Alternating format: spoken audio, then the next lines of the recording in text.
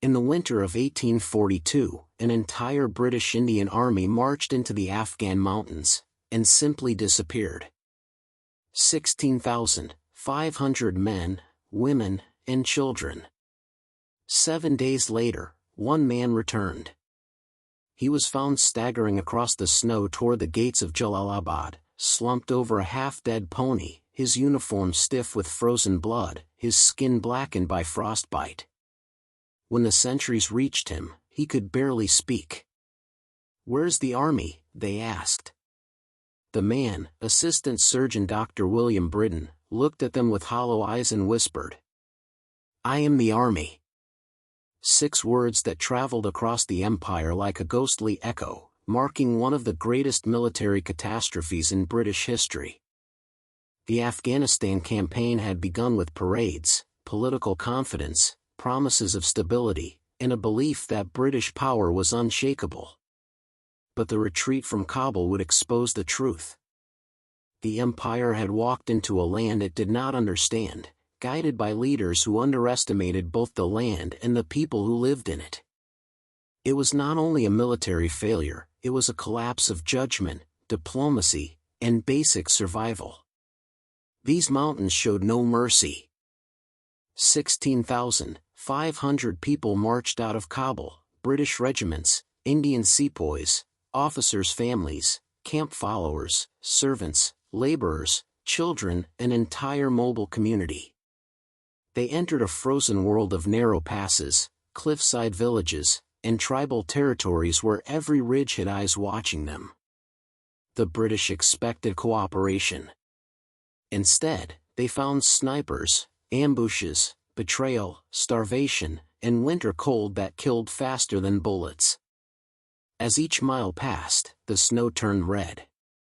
And behind these attacks was a single figure, Akbar Khan, the young Afghan leader who united tribes, cut supply lines, and turned the mountains into a maze of death. Promises of safe passage were made, and broken. Negotiations were held, and ended in murder. The British command structure, divided, indecisive, and physically failing, walked its people into a disaster from which almost none would return.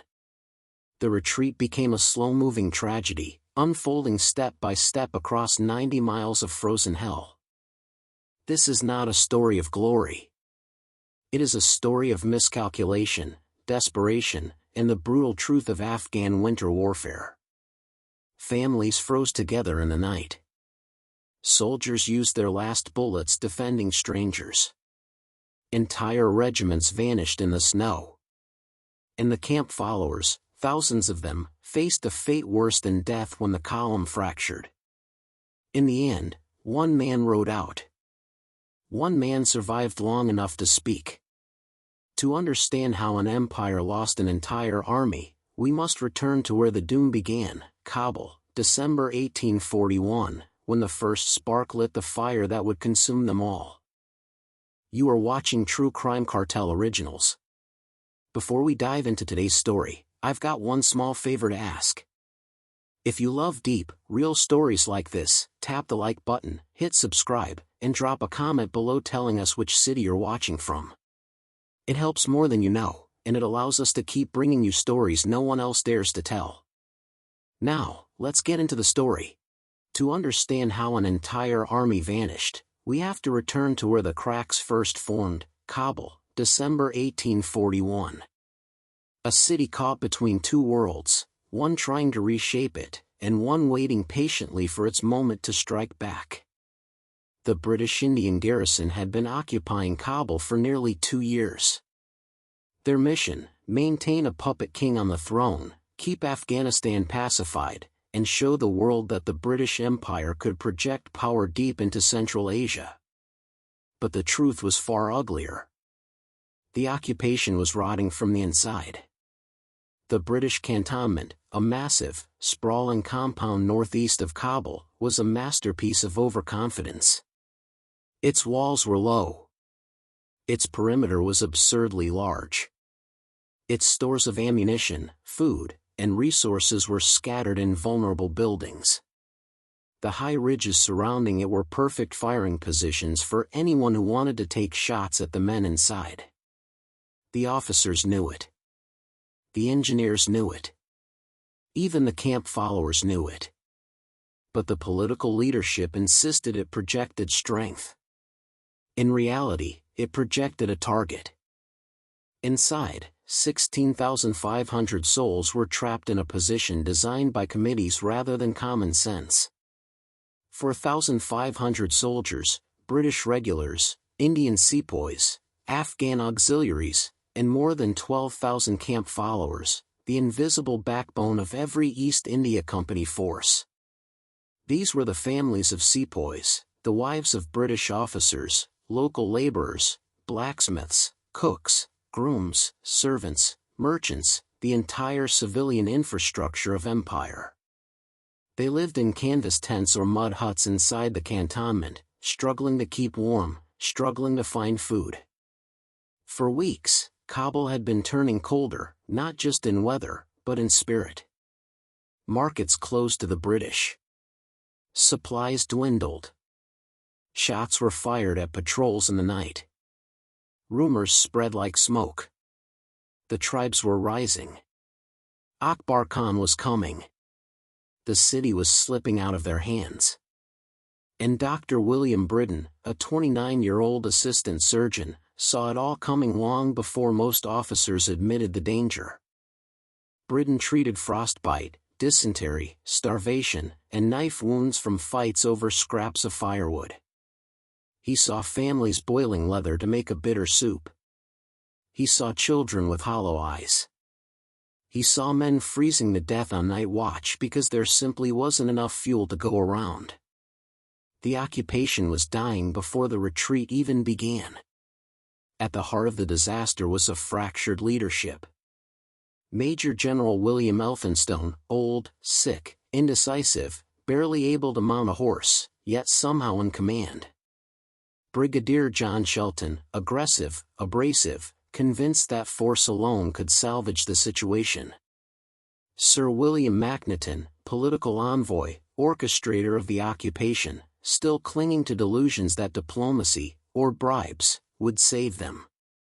Major Eldred Pottinger, wounded but clear-eyed, the only man warning that the British had to leave now before winter swallowed the passes. They argued endlessly. They contradicted one another. They issued orders only to countermand them hours later. And while they bickered over the best course of action, Afghanistan united against them. On November 2, 1841, the storm finally broke. A mob in Kabul rose up and murdered Sir Alexander Burnes, Macnaghten's own deputy, hacking him apart in the street. His brother died beside him. Their bodies were dragged through the bazaar as a warning. British officers watched from the cantonment walls, and did nothing. It was a paralyzing moment, the kind that cracks an army's morale along every seam. Pottinger argued for a decisive strike to rescue Burnes. Shelton demanded a full assault. Macnaghten hesitated. Elphinstone froze. By the time orders were issued, Burnes was dead, and Kabul was in open rebellion. Inside the cantonment, panic simmered beneath the surface. The sepoy battalions sensed they had been abandoned. The British soldiers whispered that the Afghans were everywhere. Camp followers gathered around dying fires, clutching their children beneath thin blankets. Everything was slipping. Everyone knew it. And in the mountains overlooking Kabul, the man pulling the strings, Akbar Khan, waited for his moment. Handsome, charismatic, ruthless, and the son of the exiled Afghan king, Akbar Khan united the tribes with a single message: drive the British out. Forever.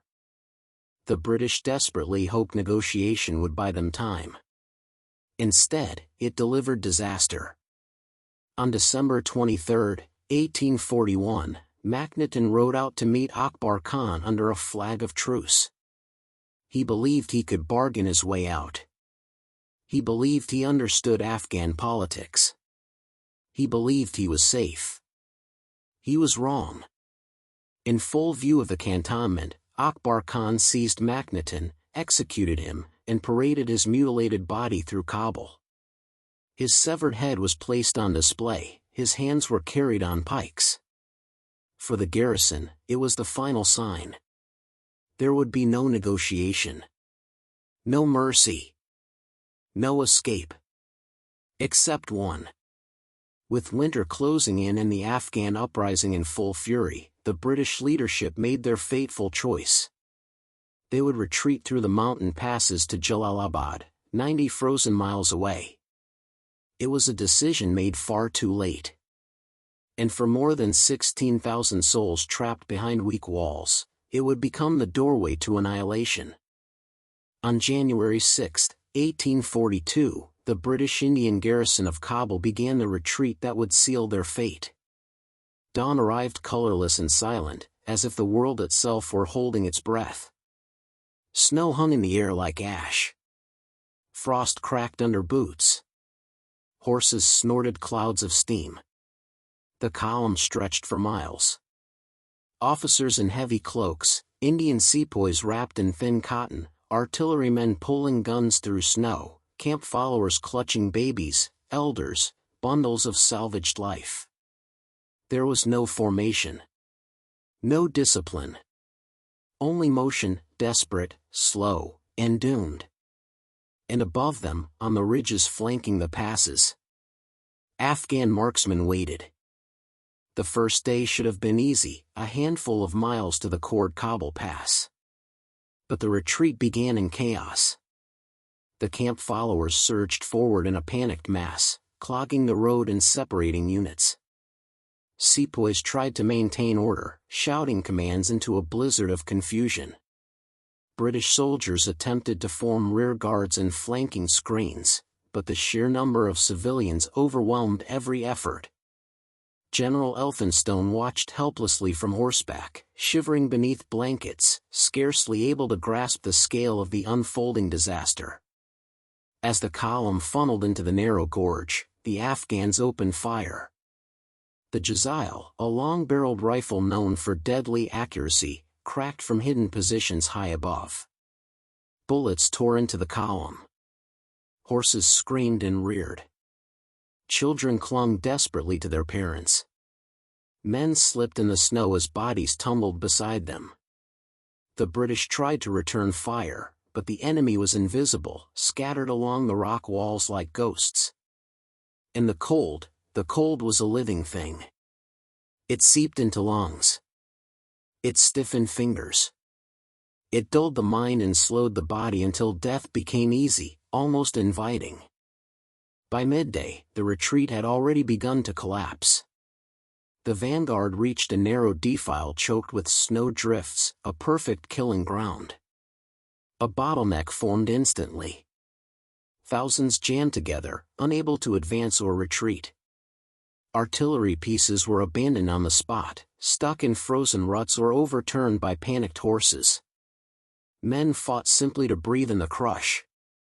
Dr. Brydon treated the wounded wherever he could, tying makeshift tourniquets with trembling hands, packing snow into wounds to stem the bleeding. Every time he looked up, he saw more bodies falling from above, tumbling down the slopes like broken dolls. And he knew. If this was day one, the rest would be far worse. By the second day, discipline had eroded completely. Indian sepoys, freezing, starving, and poorly dressed for winter, began to falter. Their cotton uniforms, soaked by melting snow, froze stiff as armor. Their fingers were too numb to load muskets. Their officers shouted commands that disappeared into the wind.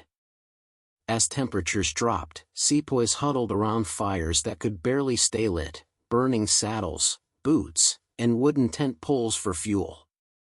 Many died sitting upright, frozen in place like statues.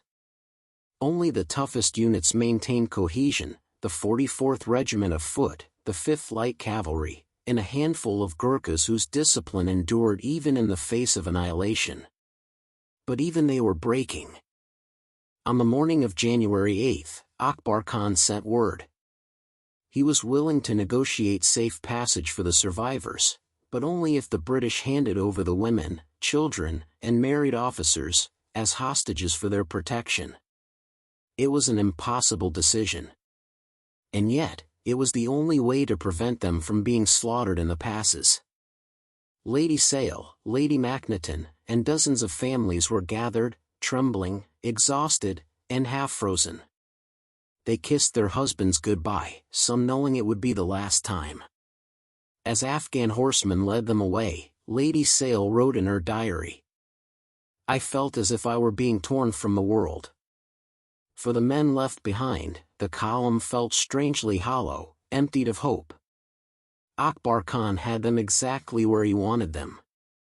That night, a blizzard swept through the camp. Winds howled like living things. Tents tore free from frozen ground.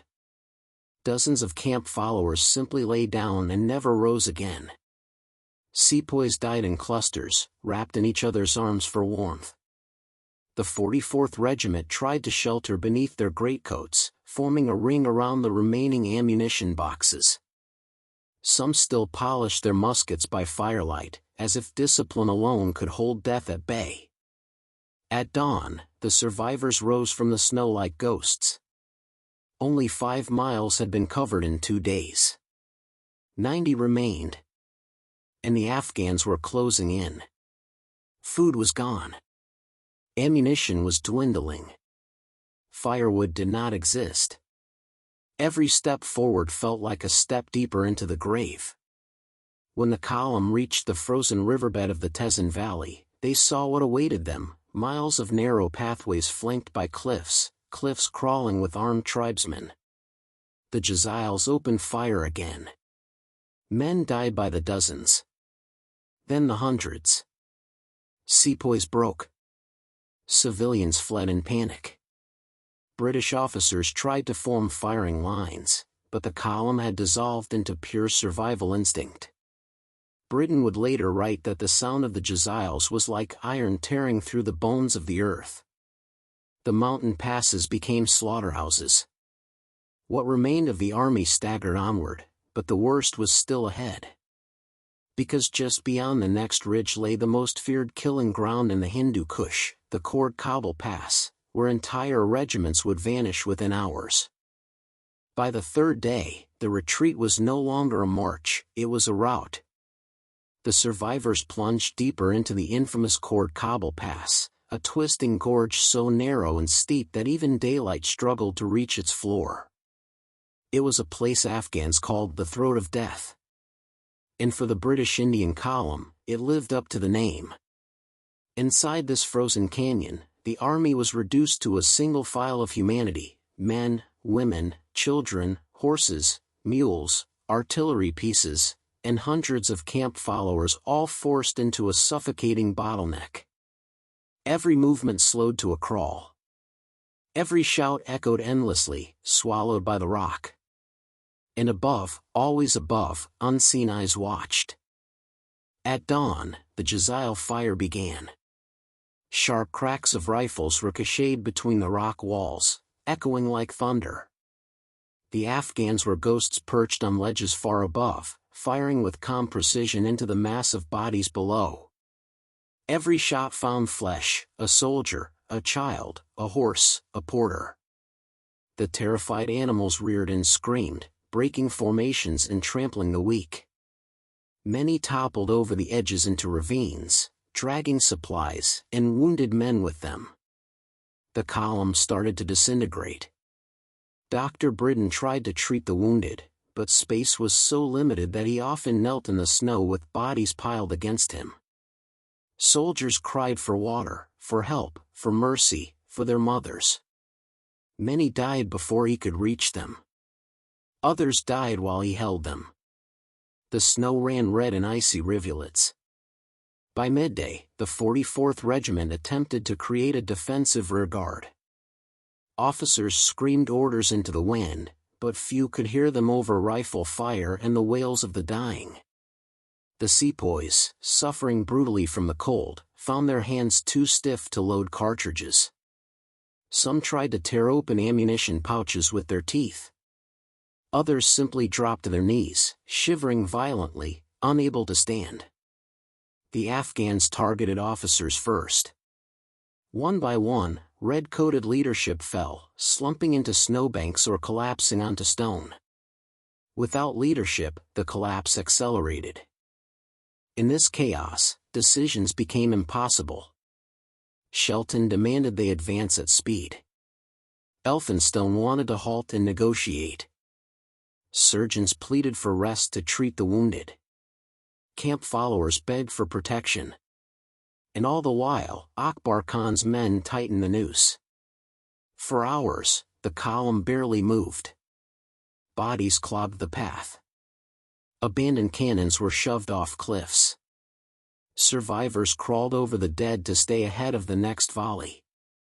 Some of the Indian cavalry tried to charge uphill, but their horses slipped on ice and fell, shattering limbs.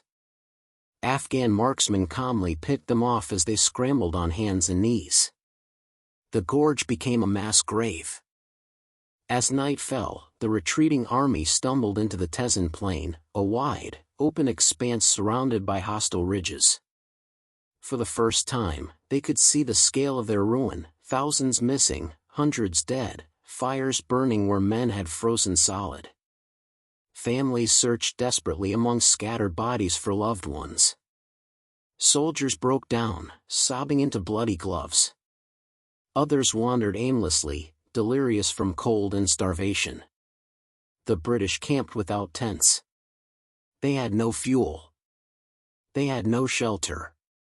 When the temperature dropped further, the cold claimed its nightly harvest. A sepoy company of nearly 300 men froze into silent heaps before dawn. At sunrise, the dead looked like snow-covered mounds. And through the icy wind, riders approached, emissaries of Akbar Khan. They came offering peace. Akbar Khan promised safe passage if the British handed over more hostages, senior officers, wives, and children. Once again, the leadership faced the impossible. Once again, they agreed. Young officers embraced their families, promising to follow soon. Women clung to their husbands, refusing to leave until physically separated. Children cried, reaching out through the winter air as Afghan riders led them away. McNagton's widow was among them. Lady Sale wrote that she felt she was walking willingly into a cage. Some men believed handing over hostages would save lives. Others knew, deep down, that it was only delaying the inevitable. The retreat resumed at noon. Half their number had already vanished. They entered the next mountain passage, the Jugdulluk Narrows, where the cliffs closed in so tightly that two men could scarcely walk abreast. It was a funnel of stone, a death corridor lined with hidden marksmen. The fighting here was even worse. The Afghans waited until the entire column was trapped inside, then opened fire from both sides. The air filled with smoke and screams. Soldiers fired wildly at silhouettes. Camp followers trampled each other trying to escape. Frostbitten wounded collapsed and disappeared beneath the surge. A group of Ghazis, fanatical warriors, launched a downhill charge with long knives, crashing into the panicked column like a tidal wave. Entire units dissolved. Women and children were cut down where they fell. Artillerymen were hacked apart trying to defend their guns. A captain of the 44th wrote, shortly before he died, "We fought like wolves in a pit." The pass offered only one way forward, a final steep ascent littered with corpses. A hill the survivors would later call the Hill of Death. By the time the column reached the top, the retreat was no longer an army. It was a handful of starving, frozen, half-mad survivors. And still, the worst moment of all was waiting just ahead.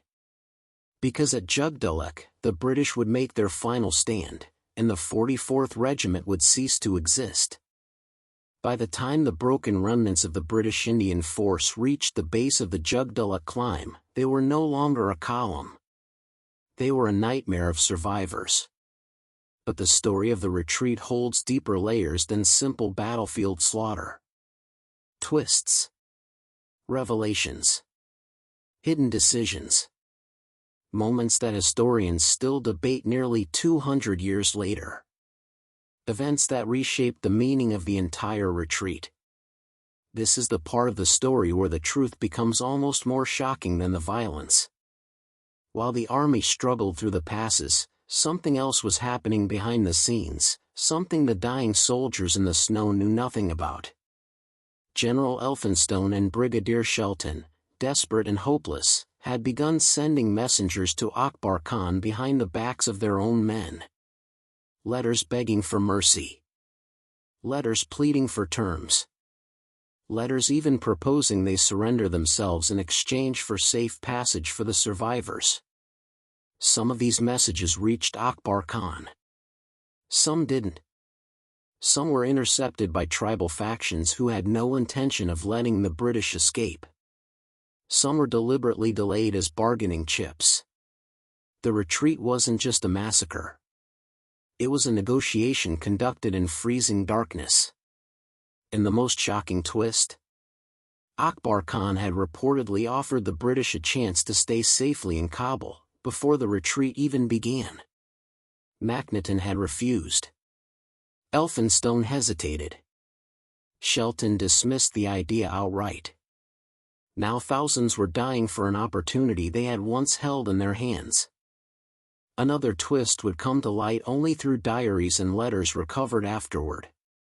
While the army froze in the mountains, some Afghan auxiliaries serving inside the British ranks quietly deserted, taking food, blankets, ammunition, and intelligence with them.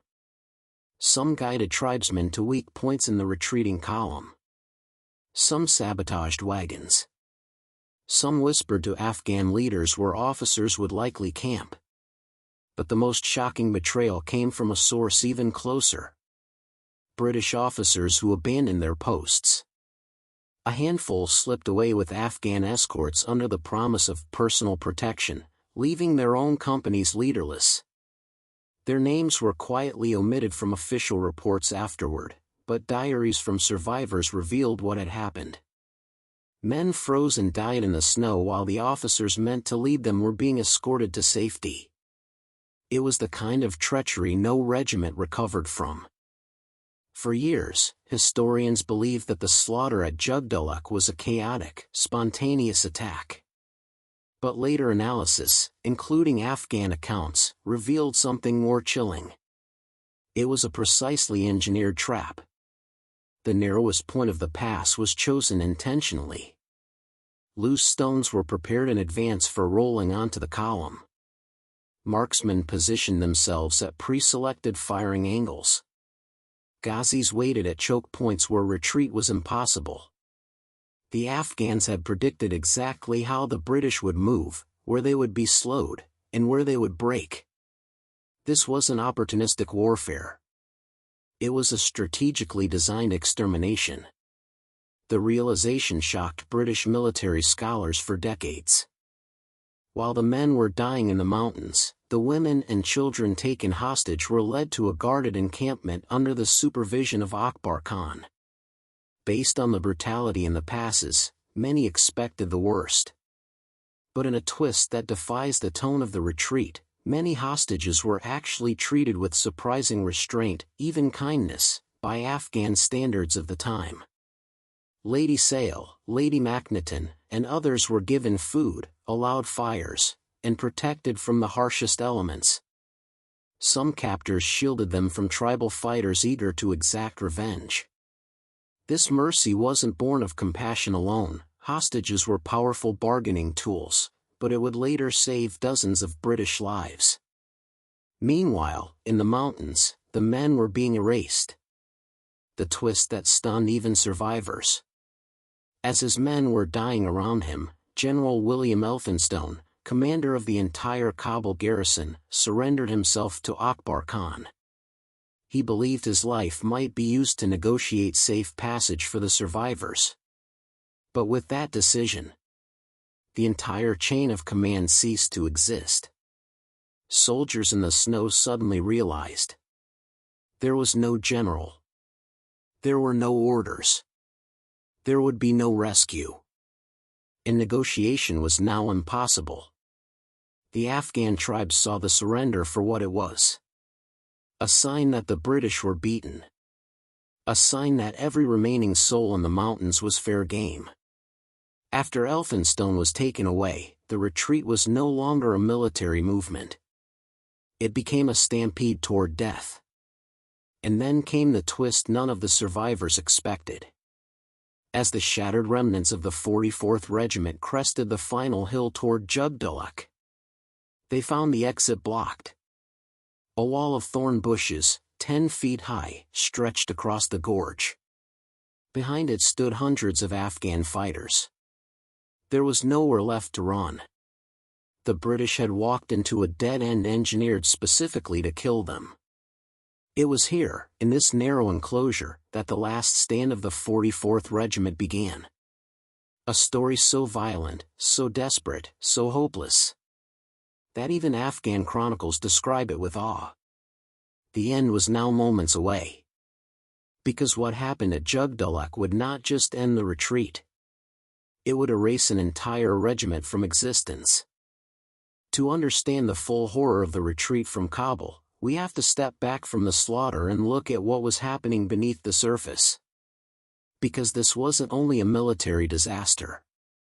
It was a psychological breakdown, a diplomatic catastrophe, a logistical failure, and a cultural miscalculation, all unfolding at once, under the crushing pressure of an Afghan winter.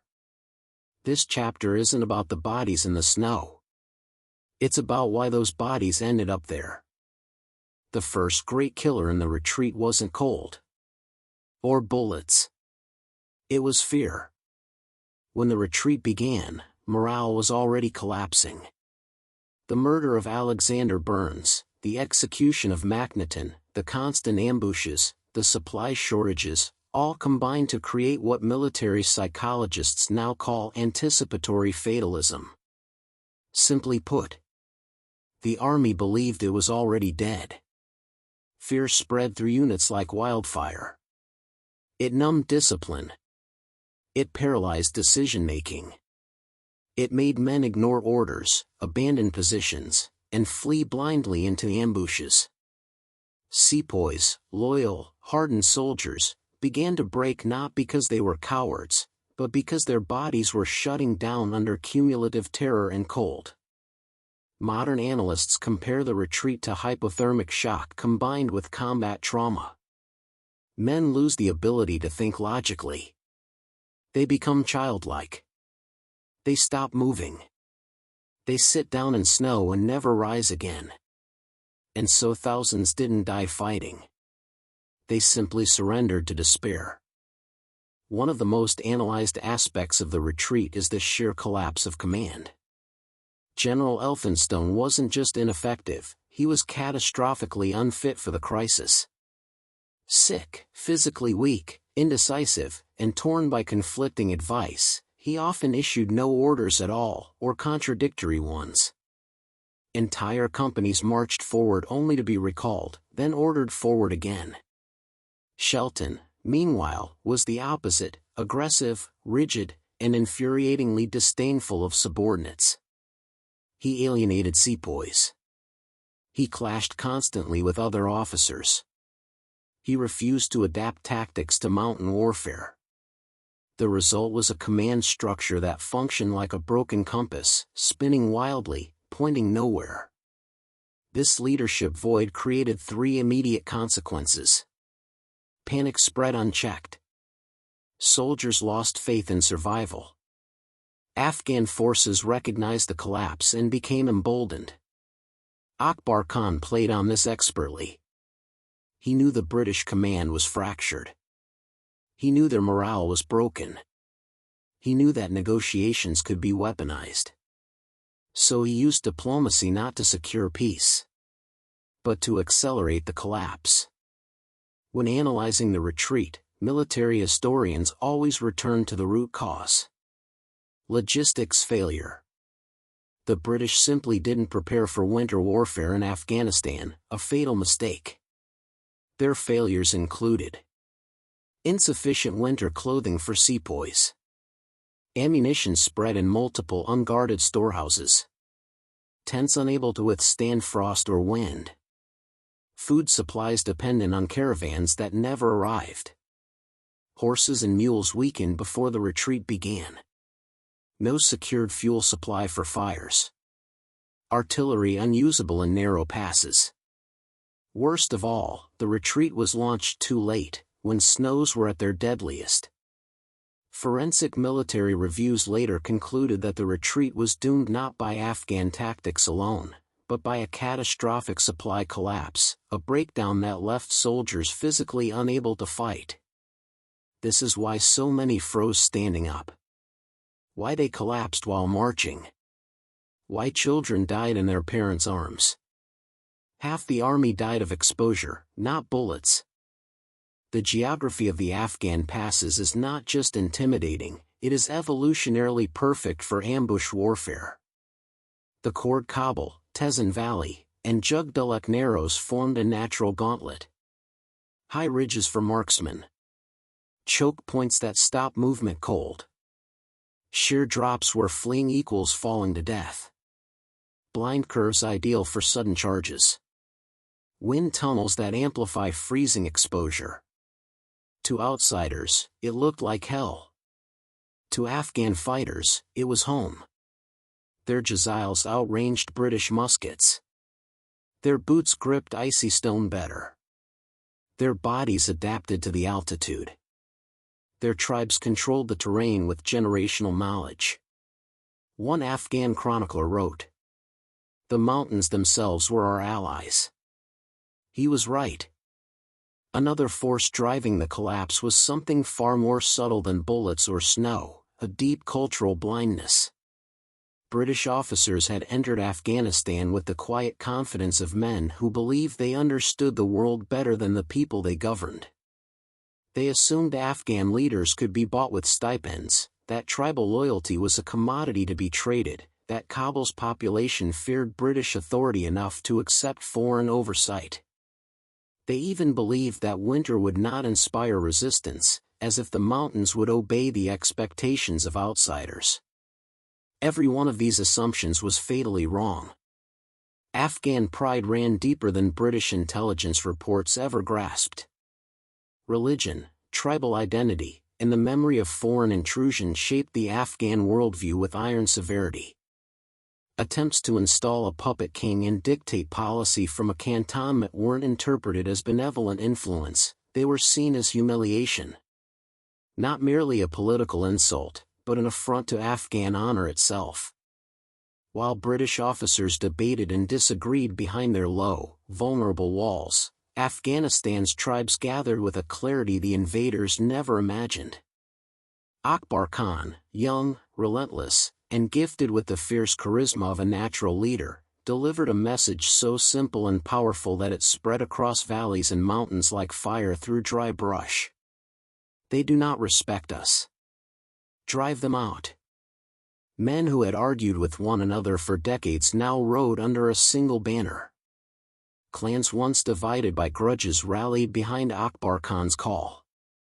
In the eyes of the Afghans, the British occupation had crossed a line that could not be uncrossed. What followed was not rebellion, it was retribution. The British Empire underestimated this resolve. It overestimated its own strength. And the retreat from Kabul became the price. The consequences of this catastrophe rippled far beyond the mountain passes. In Britain and India, the news landed like a physical blow. Regiments wiped out. Officers missing. Thousands dead. The East India Company staggered under scrutiny from Parliament, where politicians demanded answers to questions no one wanted to face. Military academies tore apart their doctrines and rebuilt them with grim urgency. New manuals emphasized mountain warfare, local politics, cultural fluency, subjects once dismissed as secondary suddenly became essential. Afghanistan, meanwhile, transformed the retreat into legend. Songs, poems, and oral histories preserve the story of how tribes united to throw an empire back down from its heights. Akbar Khan became a hero, not simply as a warrior, but as a symbol of a land that refused subjugation. And the world began whispering the phrase that would follow Afghanistan into every future conflict: the graveyard of empires. But the consequences were not only political or military. For families in distant towns, from Bengal to Belfast, the retreat was a quiet, personal apocalypse. Wives waited for letters that never arrived. Parents spent months clinging to hope while regimental lists were rewritten with entire pages marked by a single line: killed in the passes. In fireplaces across Britain, charred envelopes lay unopened, the last words of men whose bodies still lay frozen in Afghan snow. The retreat did not merely destroy an army. It destroyed illusions: the illusion of imperial invincibility, the illusion of perfect control, the illusion that the world would bend to British will simply because Britain expected it to. And yet, for all the analysis, for all the causes and decisions and failures that scholars can unravel, there comes a point in the story where rational explanation begins to fade. Because the climax of the retreat, the final moment of defiance and slaughter, defies easy understanding. It is a scene of such violence, chaos, and bleak heroism that even contemporary Afghan accounts describe it with a certain awe. On a lonely ridge near Jugdulluk, in a narrow patch of frozen earth surrounded by rock and rifles, the last survivors of the 44th Regiment would make their stand. Snow falling. Bullets flying. Blades flashing in the cold air. A circle of exhausted, starving men facing an army they could never hope to defeat. And from that circle, only one man would ride out alive. And now, the final stand of the 44th Regiment, where the retreat from Kabul reached its bloodiest hour. The wind screamed through the Jugdulluk hills as the final survivors of the retreat approached the ridge. Snow rippled in sharp horizontal sheets, lashing exposed skin like knives. The mountains around them loomed dark and silent, towering above the British Indian remnants as if watching the last flicker of their strength fade into nothing. This was where the retreat from Kabul would end. A narrow rise of frozen earth. A final scrap of high ground. A place history would remember simply as the last stand of the 44th. Behind them stretched 90 miles of devastation. Ahead of them waited death. They climbed the slope slowly, some limping, some crawling, some dragging wounded comrades behind them. Their boots were torn open. Many were barefoot. Others walked on stumps of frostbitten flesh. A snowstorm had set in, blinding and relentless, as if the mountains intended to bury the last survivors before the Afghans even reached them. Those who still carried muskets found their fingers too numb to load them. Powder had frozen. Bayonets were dull, chipped, or broken. The once proud 44th Regiment now looked less like soldiers and more like phantoms, men made hollow by terror, hunger, and cold. Yet even in this state, they tightened their ranks. The instinct to fight, the last spark of human defiance, burned faintly but fiercely. They would not run. They could not. There was nowhere left to go. At the crest of the ridge, they saw it. The road to Jalalabad, their salvation, lay beyond this rise. Just miles away. But blocking that road stretched a dense barricade of thorn bushes, carefully woven into a wall nearly 10 feet high. Behind it, shadows shifted. The sound of Jaziles clicking into readiness carried through the icy wind. Hundreds of Afghan warriors waited in perfect silence, the kind of silence that only precedes violence. The trap was complete. The survivors understood instantly what had happened. The Afghans had predicted their every move, herding them like cattle toward this one final killing ground. This ridge wasn't an accident, it was the inevitable destination of the retreat. Some soldiers whispered prayers. Others held their comrades' hands. One man sat in the snow and wept without sound. Then the first shot rang out. A British sergeant at the front fell backward, his chest exploding in a cloud of blood and frost. The sound of the Jezile echoed through the pass, bouncing between the cliffs in a long, rolling boom that sent a tremor through every survivor. More shots followed, dozens, then hundreds. The air filled with the sharp cracks of Afghan rifles. The last stand had begun. The British attempted to form a defensive line, raising muskets with trembling hands. A few managed to fire back, single, desperate shots muffled by snow, but most found their weapons useless. Some bayonets were fixed, but the cold made it awkward and slow. A cluster of sepoys tried to form a protective shield around the wounded, but enemy gunfire tore through their formation, flinging bodies backward into the snow. Men fell so quickly that the ridge seemed to sink beneath the weight of the dead. Those still standing closed ranks around the regimental colors, a tattered scrap of cloth carried by a young ensign whose face was as pale as the snow beneath his boots. He held the colors tight, knuckles white, jaw shaking. Around him, officers shouted for a charge, but the words were swallowed by the storm. Still, some heard. A small cluster of the 44th gathered their remaining strength. They leveled their bayonets, pikes of steel glimmering weakly through the flurries, and let out a ragged cry. And then they ran. It was not a charge of glory. It was a charge of desperation. They hurled themselves downhill toward the thorn barricade, stumbling over bodies, slipping on ice, crashing through snowdrifts. Afghan warriors surged forward to meet them, blades drawn, voices rising in a roar that shook the air. The two forces collided in a storm of steel. Bayonets pierced through cloaks. Knives tore through frozen fabric. Screams broke into the wind and vanished. Blood sprayed across snow in dark arcs, steaming briefly before freezing. The British fought like dying wolves. The Afghans fought like men defending their land. The result was inevitable. Within minutes, the British line collapsed for the final time. When the hand-to-hand fighting ended, the ridge fell eerily quiet. Snow drifted softly over the dead, settling on redcoats and sepoy turbans, on Afghan cloaks and Jezile stocks, covering bodies as though nature itself wished to hide the carnage. Only a handful of British soldiers remained alive, stumbling away through the swirling storm. Most were wounded. All were exhausted. None expected to survive the night. Among them was a man on a pony, a small, tough hill pony whose breath plumed in the cold air. The rider leaned heavily in the saddle, his body slumped forward, his face gaunt and bleeding. A sword cut had nearly split his scalp.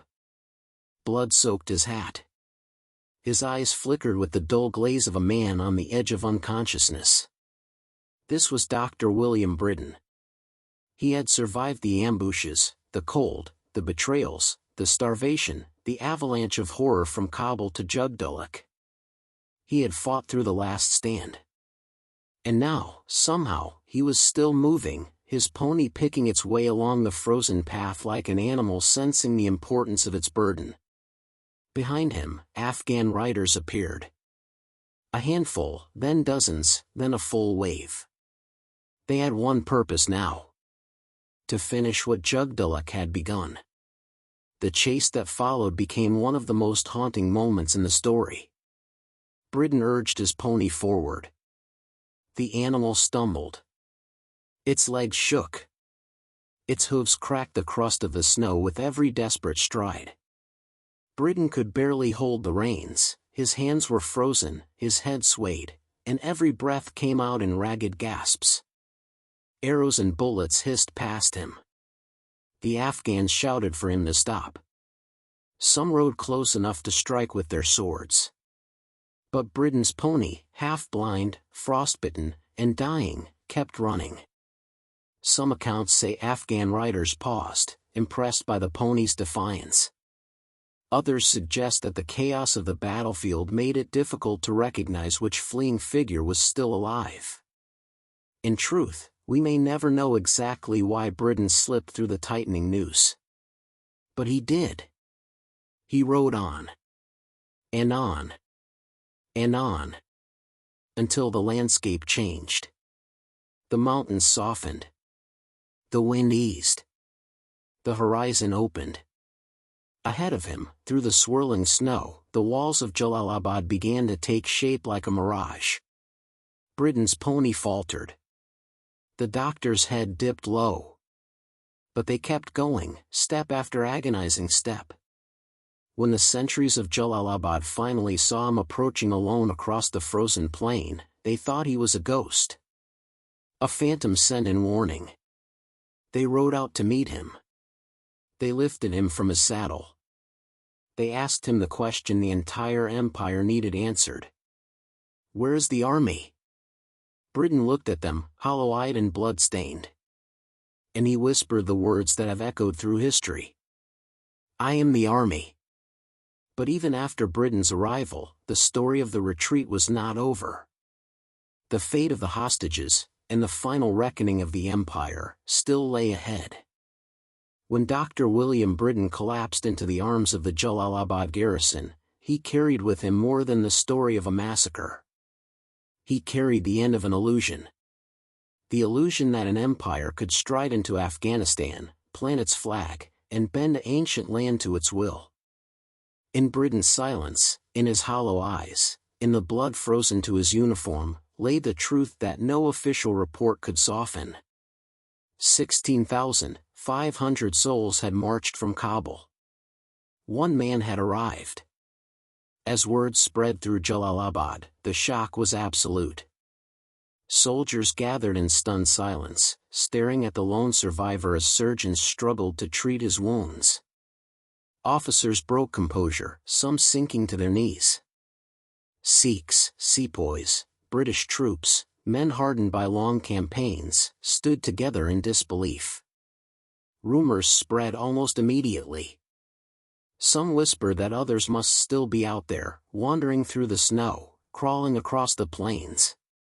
Rescue parties were sent out. None returned with survivors.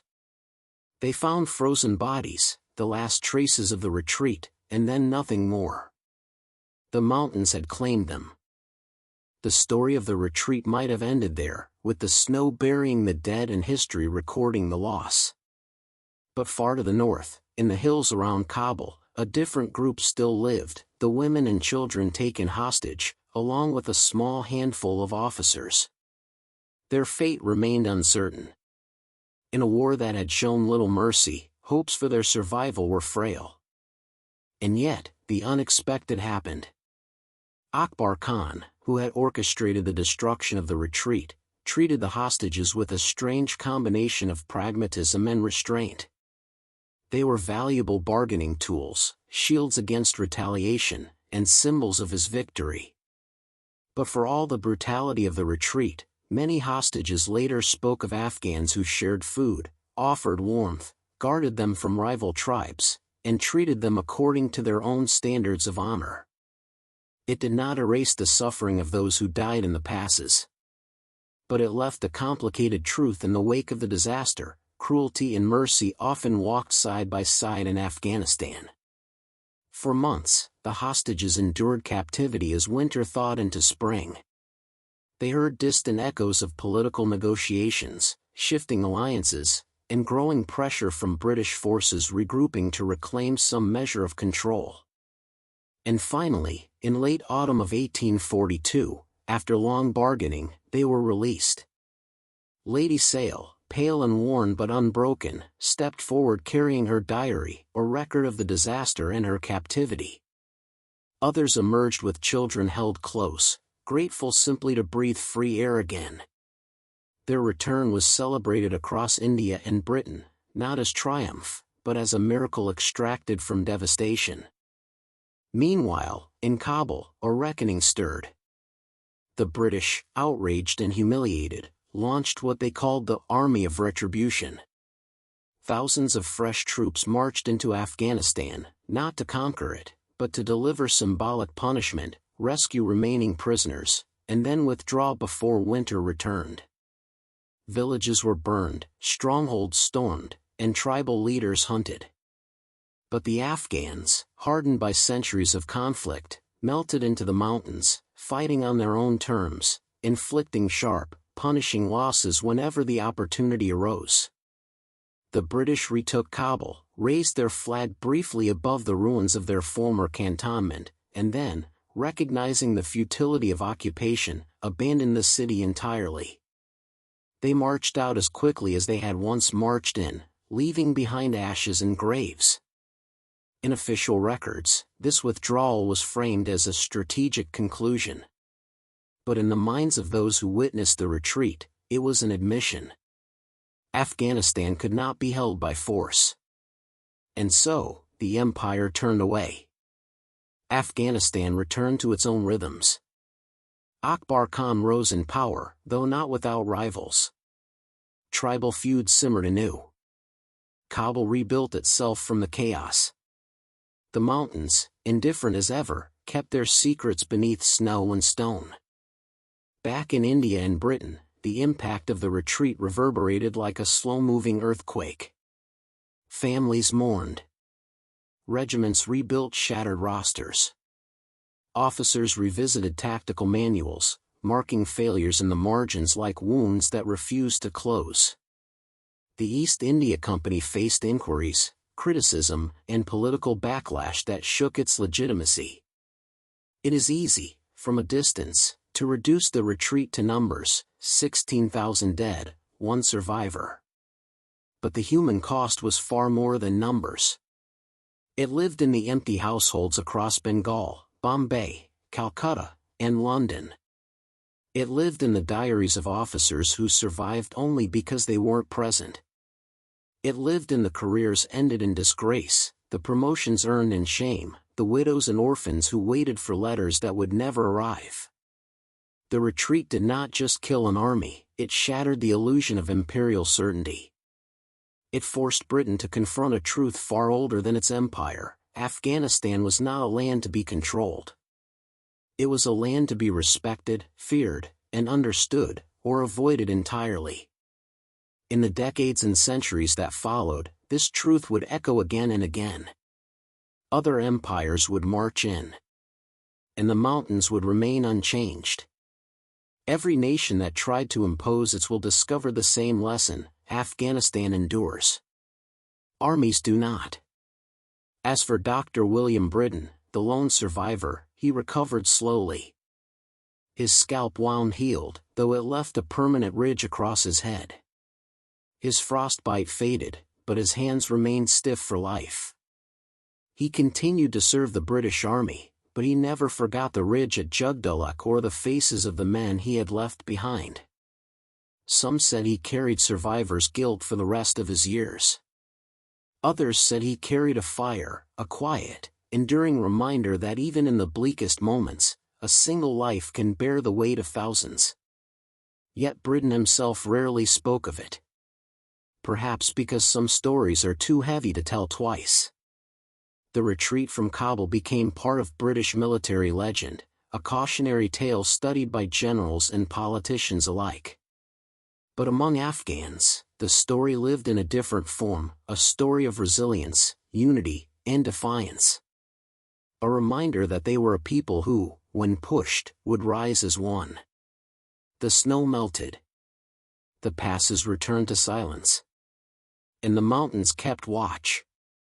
For long after the last British soldier left Afghan soil, long after the last diary entry was written, long after the last survivor died, the ghosts of the retreat remained, drifting in the wind, etched into stone, whispered through generations. They are still there today. In the narrow passes. In the frozen ridges. In the ground where thousands fell. A warning. A memory. A truth carved into the bones of history. No empire survives the Afghan winter. But even as the empire tried to move forward, one question remained: how did the world react when the story finally became known? and how has the retreat shaped our understanding of Afghanistan ever since? When the last echoes of the retreat faded into the cold mountain air, the world was forced to make sense of something so catastrophic, so improbable, that even seasoned diplomats struggled to explain it. 16,500 men, women, and children had marched out of Kabul. One wounded doctor rode into Jalalabad to tell their story. And from that moment, the retreat from Kabul transcended tragedy. It became myth. News traveled slowly across continents, carried by dispatch riders, steamships, and telegraph lines. But as soon as reports reached the desks of officials in Calcutta and London, disbelief swept through the corridors of power. Politicians demanded details. How could an entire army disappear into the mountains? How could an empire be humbled by tribesmen with old-fashioned rifles and winter coats sewn from goatskins? How had no one predicted this? Answers came in fragments, some honest, some polished for political survival, others warped by fear.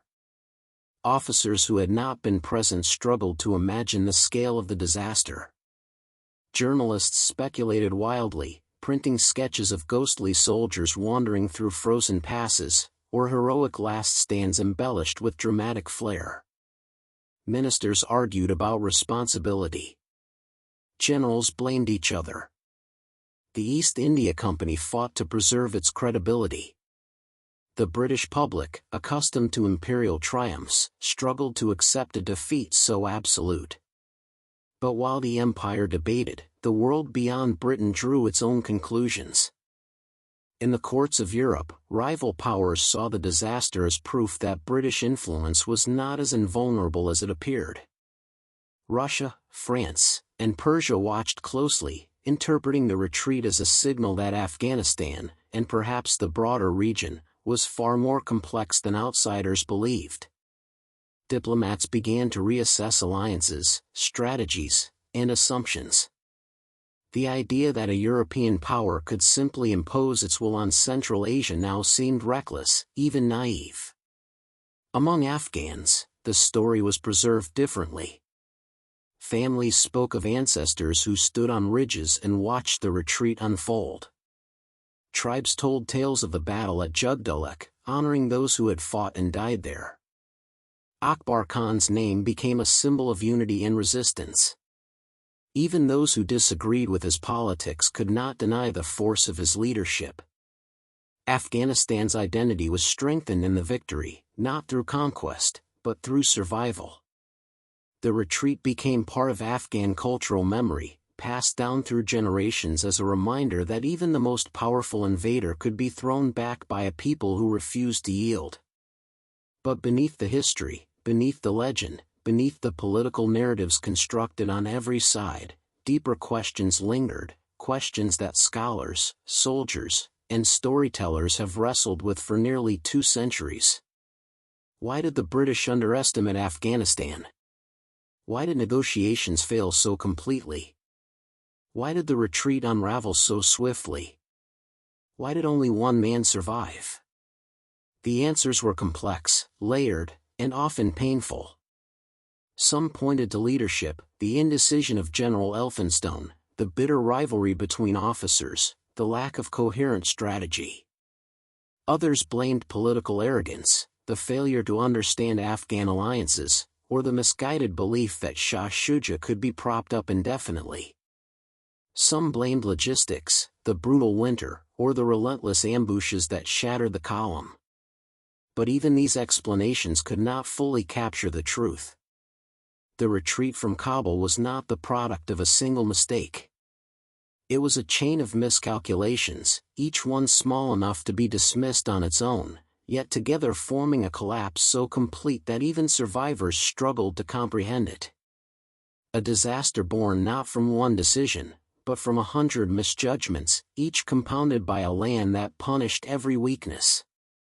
Some historians argue that the outcome was inevitable, that Afghanistan, shaped by centuries of conflict and unified by fierce independence, was never going to accept foreign occupation. Others claim the disaster might have been avoided with stronger leadership, clearer diplomacy, or deeper cultural respect. The debate continues, unresolved, reflecting the retreat's enduring power to provoke reflection and doubt. But for all the unanswered questions, one truth stands out above the rest: the retreat reshaped the way empires approached Afghanistan forever. In Britain, military academies incorporated the retreat into their curriculum.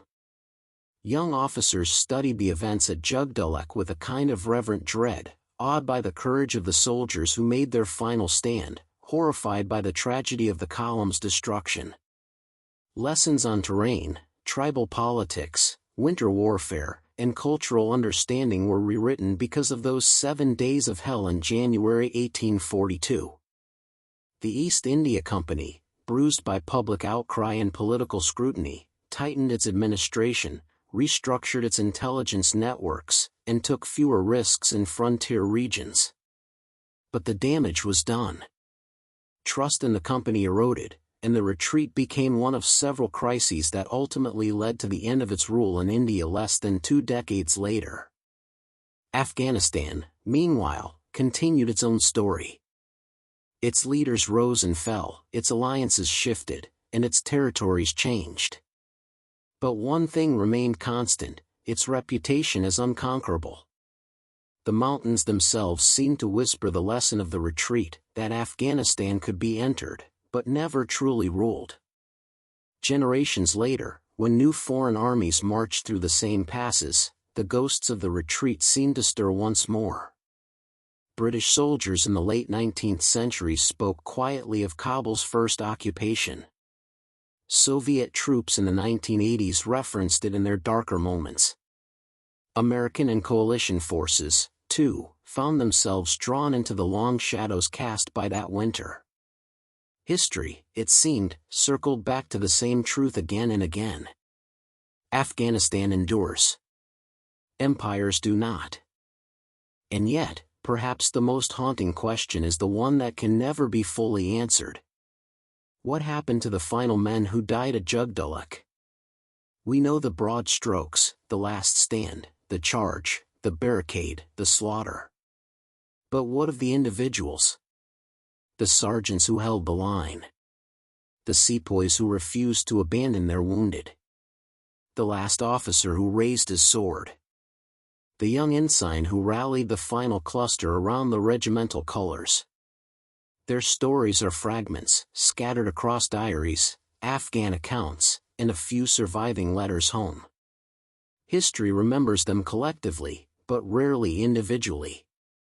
Their names are not carved into monuments. Their faces are not captured in portraits. Their final words were carried away by the wind. But in some sense, that anonymity is part of the tragedy, and the legacy. For the retreat from Kabul was not simply the story of an empire. It was the story of ordinary men caught in an extraordinary catastrophe, a reminder that beneath the broad strokes of history lie thousands of human moments, each one lost to time. As the snow settled over the passes, covering bodies, footprints, and the broken remains of the column, the mountains reclaimed everything. The ridge at Jugdulluk went quiet. Birds returned. Tracks vanished. And winter erased the last evidence of the retreat. But the memory remained. Not in the earth. Not in monuments. Not in the frozen stones. But in us, in the stories we tell, the lessons we draw, the humility we carry.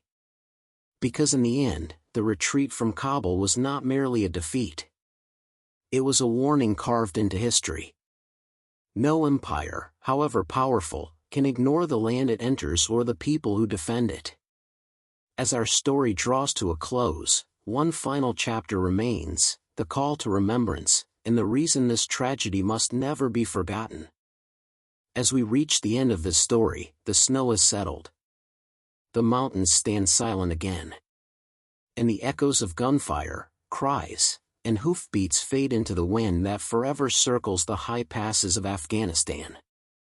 What remains now is not the battle, nor the suffering, nor even the politics. What remains is memory. Every empire leaves footprints in the places it touches. But in Afghanistan, those footprints rarely last.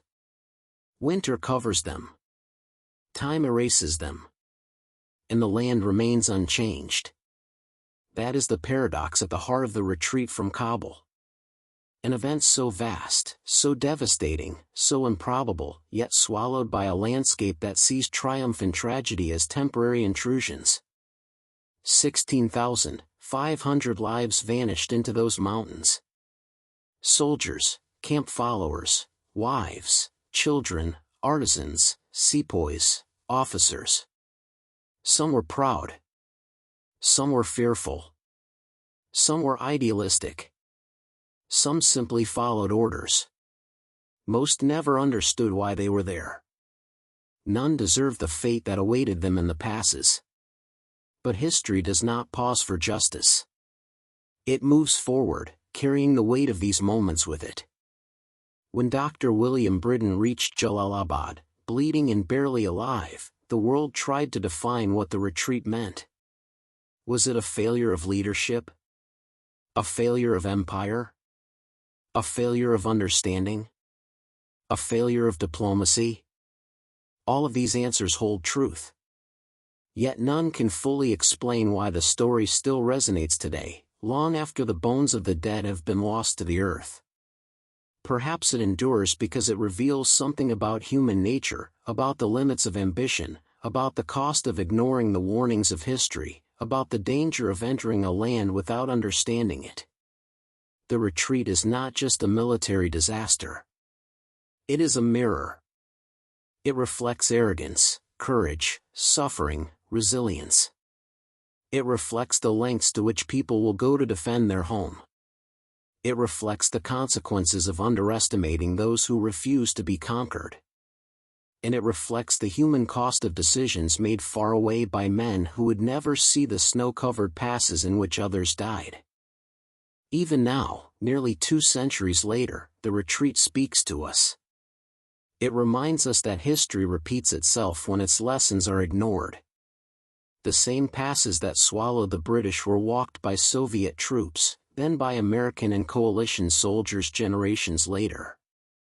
Each army entered Afghanistan carrying the weight of its own era, its own ambitions, its own certainty.